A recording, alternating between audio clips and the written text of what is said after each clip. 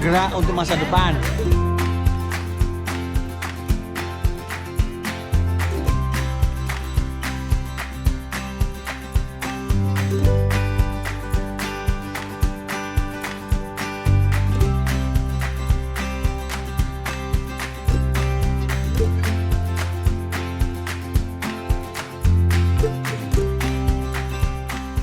Kegiatan kita semua di Ekoton, untuk Andreas, untuk Daru, untuk Ajis, untuk Rulin, semua teman-teman yang ada di Ekoton, terima kasih.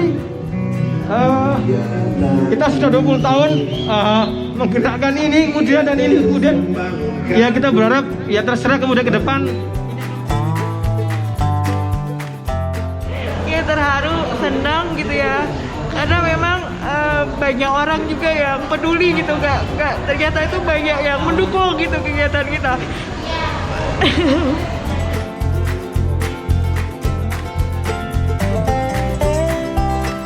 Mas Aziz juga seorang pengacara dan beliau akan menjadi bagian dari ekspedisi Tiga Sungai.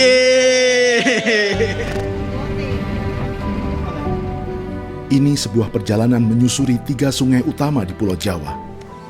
Dimulai dari timur, di mana 1,5 juta popok bekas dibuang setiap hari dan mempertaruhkan kesehatan 19 juta orang. Tempat ratusan industri dan jutaan rumah tangga membuang limbahnya. Perjalanan ini merekam ekonomi rakyat yang tak punya pilihan. Juga konflik klasik yang terjadi antara industri dan warga karena absennya negara.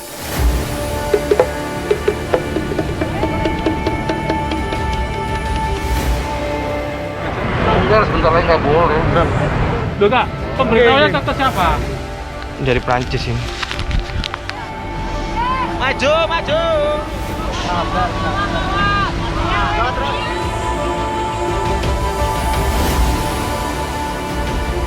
TGS-nya, jadi lebih bagus dari Aqua. Ekspedisi ini adalah kolaborasi peneliti, para aktivis, warga masyarakat, dan jurnalis.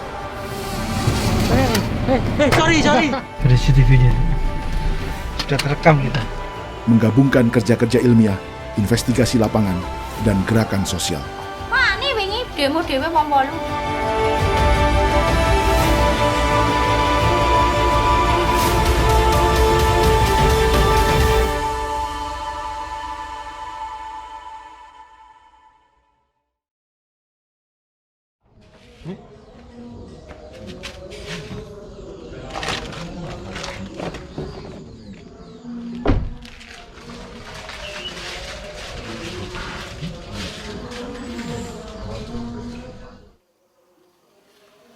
Hari ini kita mau kemana, Mas?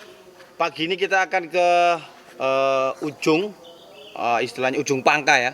Ujung Pangka ini hilir dari sungai terpanjang di Tanah Jawa, yaitu Kali Bengawan Solo. Jadi kita akan ke wilayah Gresik, Bengawan Solo. Jadi kita kalau kemarin Sungai Berantas kita dari hulu ke hilir, Ya. sekarang kita balik dari hilir ke hulu ya. Ya, ini kita mulai perjalanan panjang 600 kilo panjang Kali Bengawan Solo, dimulai dari ujung Pangkah di hilir Bengawan Solo di wilayah Kabupaten Gresik.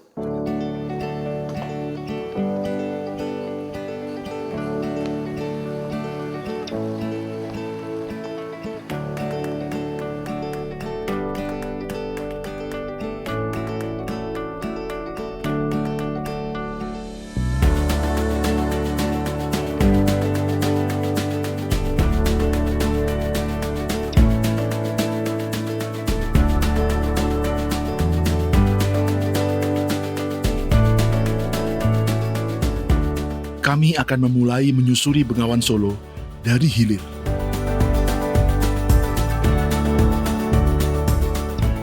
Bengawan artinya sungai besar. Hulu Bengawan Solo dimulai dari sejumlah mata air di Pegunungan Sewu, seperti Desa Jeblogan, Kecamatan Karangtengah, Kabupaten Wonogiri, yang berbatasan dengan Kabupaten Pacitan di Jawa Timur.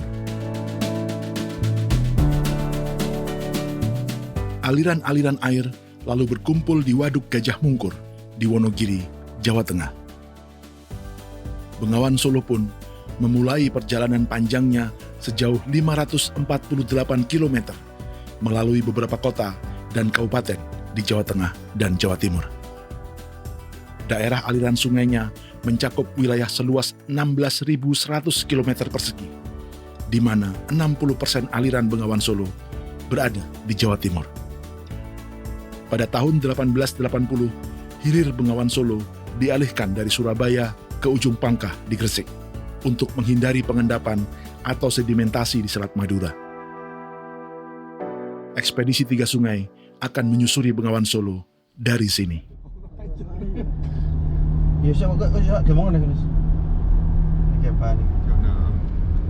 Di sini itu KTT-nya tinggi, kadmium, tembaga, sama timbalnya tinggi, jadi airnya tinggi. Jadi tahun 2019 Ekoton meneliti sepanjang Bengawan Solo dari Jebres sana, dari atas hulu sampai kemudian Bojonegoro, kemudian Tuban, Lamongan sampai di Gresik, dan itu menunjukkan kandungan logam berat yang tinggi, terutama di tadi unsur KTT tadi, kadmium, timbal sama tembaga. Kadmium ini tinggi, ini dimungkinkan karena di atas itu adalah industri tekstil. Jadi untuk melekatkan pewarna ke kain. itu dibutuhkan kadmium. Maka ya bisa dipastikan pencemaran industri yang berada dari Solo itu sudah sampai di Ujung Pangkah ini. Sebenarnya ada pengembangan, ada industri Jepang gitu loh yang sudah mengembangkan, namanya Athena itu. Jadi dia tuh mengambil istilahnya tambak-tambak yang ramah lingkungan di sepanjang pantai utara ini, dan mereka lebih memilih di daerah Sidoarjo.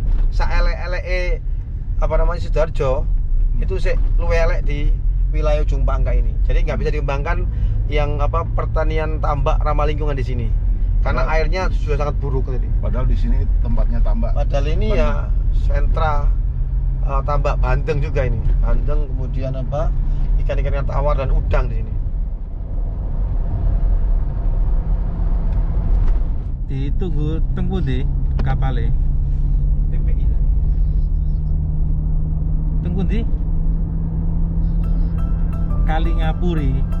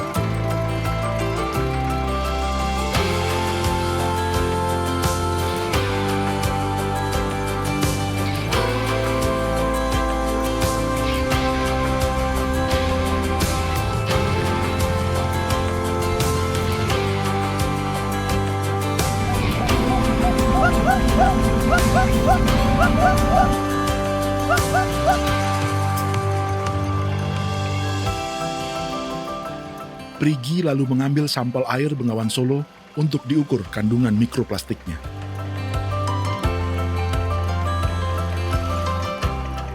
Setiap 1 inci jaring ini terdapat 350 benang, sehingga cukup untuk menyaring mikroplastik berukuran di bawah 5 mm.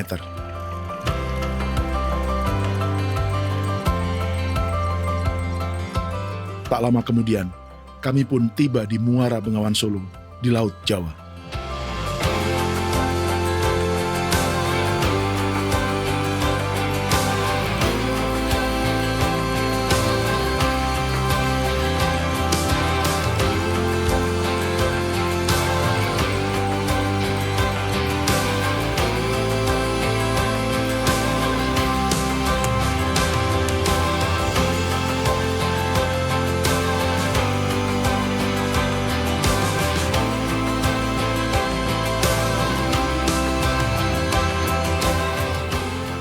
Perjalanan 548 km Bengawan Solo dari Wonogiri, Jawa Tengah berakhir di sini, di Muara Ujung Pangkah, Kabupaten Gresik.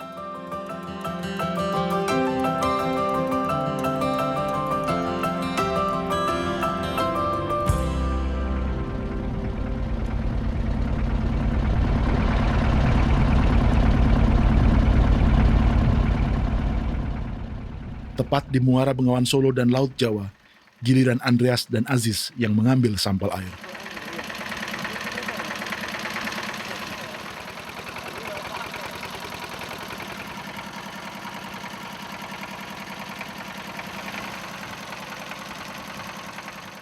Aziz mengukur kandungan fosfat di muara ini.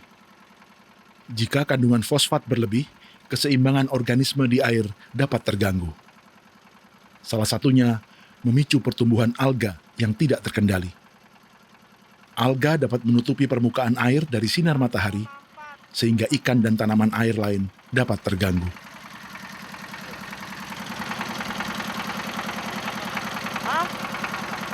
Apa? 1,4. Seharusnya fosfat itu kalau ini air laut, Mas. Ya tahu Pak, itu masih rendah sih. Masih fosfatnya masih di atas, bukan di atas sih. Masih rata-rata untuk kandungan fosfat yang ada di laut masih bisa ditoleransi.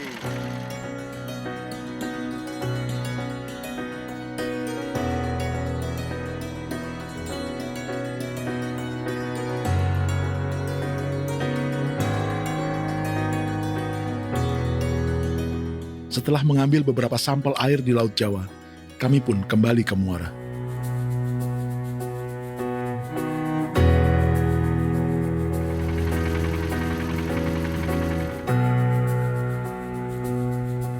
Kini, kami berencana mencari sampel ikan hasil para nelayan dan petambak.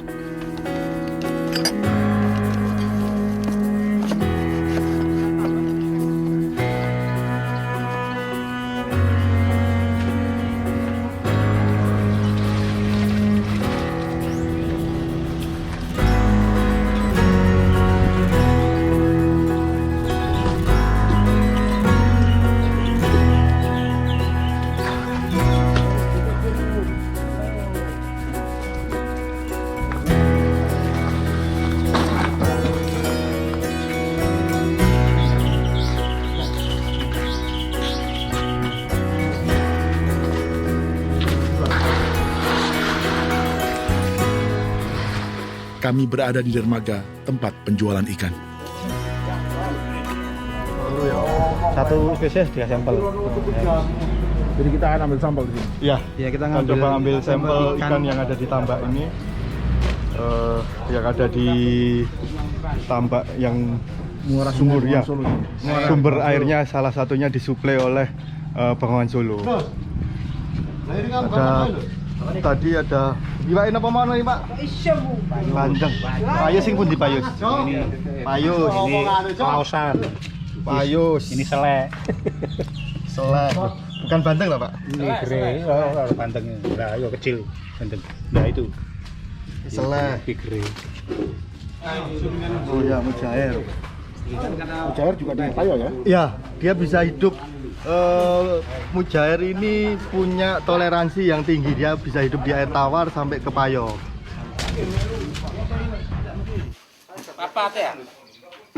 Jadi memang menurut petambak tadi itu dulu banyak dikembangkan udang. Udang kemudian udang mboten apik panggilan iki. Bisa. Kenapa Pak kok iso Pak? Udang dia. Itu banyu nih. Dari airnya terlalu banyak limbah dulu. Rumian itu kapan Pak? Apa dulu tahun 94 97 itu masih udang. Udang itu windu. Itu. Sekarang itu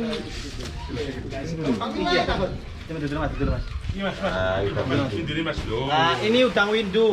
Udang lokal. Udang warnanya inilah. Bisa Pak, nih Pak. Riyen iki ada Pak Riyen iki. Riyen kata. Nah, saniki lho kurang. Banjure wong iki. Nek masalah rego luwe ukuran iki gimana? Wah, 1 kilo jauh ini 150. 200.000. 200.000. tapi sekarang cuma 120. Dulu si pinten lek ukuran ngeten iki Pak. 15. 15 isi 15. Kilo 15. Kalau ada corona ini mas, turun harga windu mas. Turun jauh. Nggak ada turis, nggak ada yang makan. Ojo mangan windu. Ojo gak mahalan. Primadona. Windu ini primadona. Primadona tambah. Bengawan Solo Mbak. Berhubung penurunan kualitas air sehingga ya tadi sulit kemudian untuk bertambak menggunakan budidaya udang windu. Bukannya udang relatif pasif sehingga dia bisa adaptasi. Oh bukan, dia sangat sensitif. Justru sensitif. Dia sangat sensitif, ningrat lah dia. Karena dia nggak mobile ya. Dia nggak mobile, kemudian dia sangat sensitif. Kemudian pembentukan kelapaknya itu butuh air yang bersih, sehingga beda dengan air yang dia relatif bisa mobile kemana-mana itu. Jadi memang jelas dari penurunan kualitas air di Bengawan Solo ini berdampak serius pada kualitas pertambakan ya, tambak di ujung Pangka ini. Ya kemudian masyarakat di sini lebih fokus pada sekarang perikanan seperti mujair, bandeng gitu. Selanget. Selanget. Selanget. Jangan lupa ya, ini selanget. Bukan apa mas? Ikan selanget. Selanget. Oke. Berarti ada 14 spesies ditemukan di ujung Pangka. 14. Pertama, Selanget, muncul, bandeng, keting, bloso, oh payus, arwana niki, Pak. Sele. laosan, cokil, kakak putih sih kalau saya bilang, gereh, jair, niki kenapa sih gepeng nih Pak? Dodok, udang putih, windu, nama windunya, windu Pak.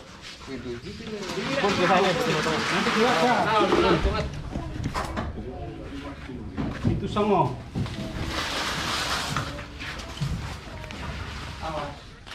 Setelah membeli sampel ikan dari para petambak, kami pun meninggalkan ujung Pangka untuk kembali ke laboratorium di Gresik. Ini pakannya maksudnya. Ya? Ini pakan ini.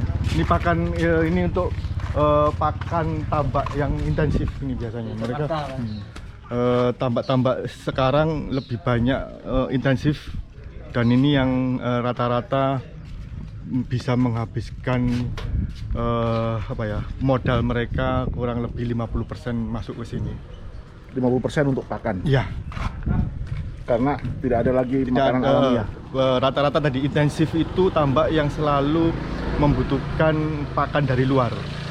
Berbeda dengan yang tambak tradisional yang ketika petambak-petambak itu mau menjaga tutupan mangrove-nya, tutupan hutan mangrove-nya itu akan sangat terbantu oleh suplai makanan dari pakan alami. Jadi ada suplai nutrisi dari hutan mangrove. Hutan mangrove sebagai nutrisi tambak. Kalau yang ini tergantung, ini sudah tambak tekno ini ya? Iya, sudah tambak yang sangat tergantung. Ketika tidak dikasih makan, tambaknya, ikannya tidak akan menghasilkan karena sudah sangat bergantung kepada pakan.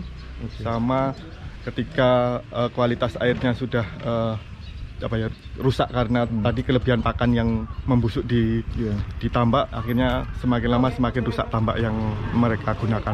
Ini yang kalau ada danau-danau yang pakai keramba jaring apung, ini sudah kalau siklus tertentu bisa meracuni ikan sendiri ya? Iya betul, bisa kalau kita bilang upwelling tadi. Kalau di danau itu bisa upwelling ketika tadi pakan yang di bawah itu ada suatu kondisi tertentu, akhirnya ada arus berputar yang bisa mengaduk dasar sungai, dasar danau, itu akhirnya mengaduk, mengakibatkan racun bagi biota yang ada di perairan sendiri.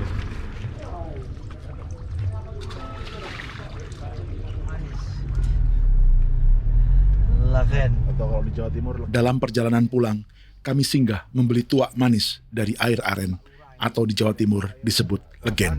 Niranya siwalan. Siwalan. Siwalan. Siwalan berarti lontar ya? Lontar. Iya Mas. Saya kendori ini.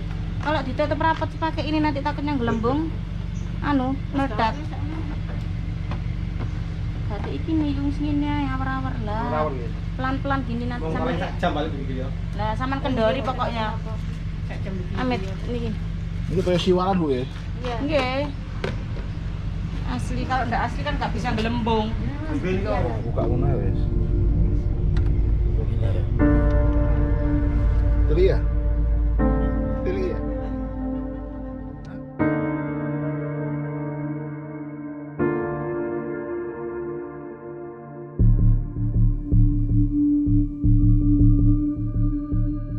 Sesampainya di laboratorium Ekoton, Andreas dan para peneliti muda mulai membedah satu persatu 14 spesies ikan yang dikumpulkan dari muara Bengawan Solo dan perairan Laut Jawa. Yang akan diteliti, apakah isi perut ikan tercemar mikroplastik atau serpihan plastik yang ukurannya kurang dari 5 mm. Jika ditemukan mikroplastik di dalam perut ikan, patut diduga bahan-bahan kimia yang berbahaya akan ikut masuk dalam sistem pencernaan ikan karena sifat mikroplastik yang mengikat senyawa lain. Potensi bahaya mikroplastik dapat disimak di episode kedua serial ini. Dan ikan-ikan seperti ini lalu menjadi sajian yang kita konsumsi sehari-hari. Nah, ini salah satu bentukan yang saya curigai adalah bentukan mikroplastik. Maka daily rapid ini sebenarnya adalah untuk sekedar mengetahui ada nggak sih mikroplastik, bentukan-bentukannya mikroplastik di sini. Nah, ini karena proses pengamatan di lambung pencernaan ikan memang kita memerlukan proses penghancuran distraksi bahan organik yang ada di saluran pencernaan. Ketika sudah bahan organiknya didistraksi dengan asam kuat dan asam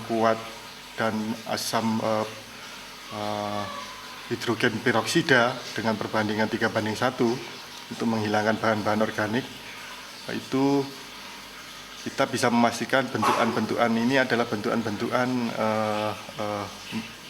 mikroplastik secara fisik. Cokil, kakap putih. Oke, gitu aja. Selamat. Akan berproses selanjutnya nanti.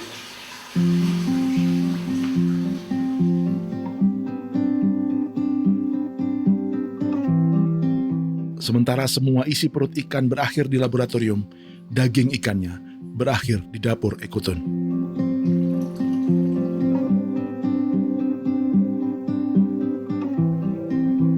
Untuk minum dan memasak, di base camp Ekoton, mereka menampung dan mengolah air hujan.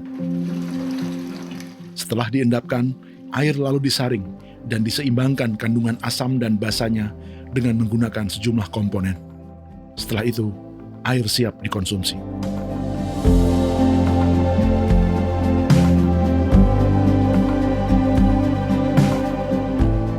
Dengan cara ini, mereka menghemat ratusan ribu rupiah setiap bulan dari pembelian air galon atau kemasan.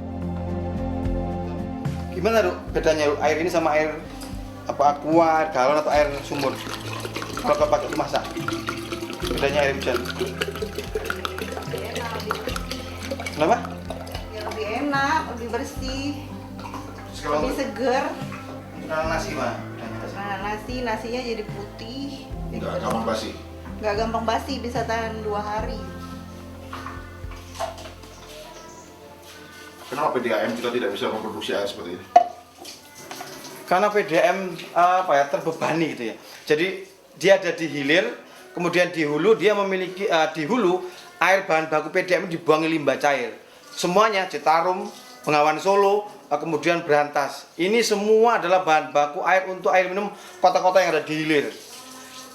Solo, kemudian Surakarta, kemudian Surabaya, Gresik, Sidoarjo, di Karawang, di Jakarta gitu.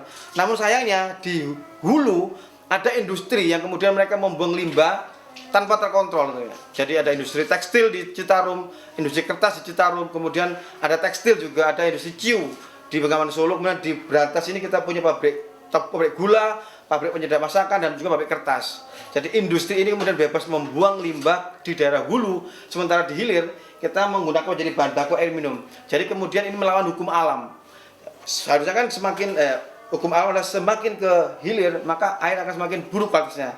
Tapi kita kemudian menggunakan air di hilir menjadi bahan baku air minum. Maka sebenarnya ini terbalik ini harusnya kemudian seperti perusahaan daerah air yang mengolah limbah gitu.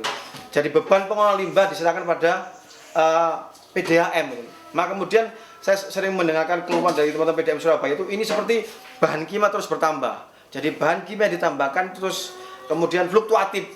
Ini berarti kan menunjukkan tidak ada kestabilan suplai air terhadap kualitas air. Maka kemudian ya kita harus mendorong pemerintah untuk istilahnya itu mengendalikan pencemaran industri, mengontrol mereka.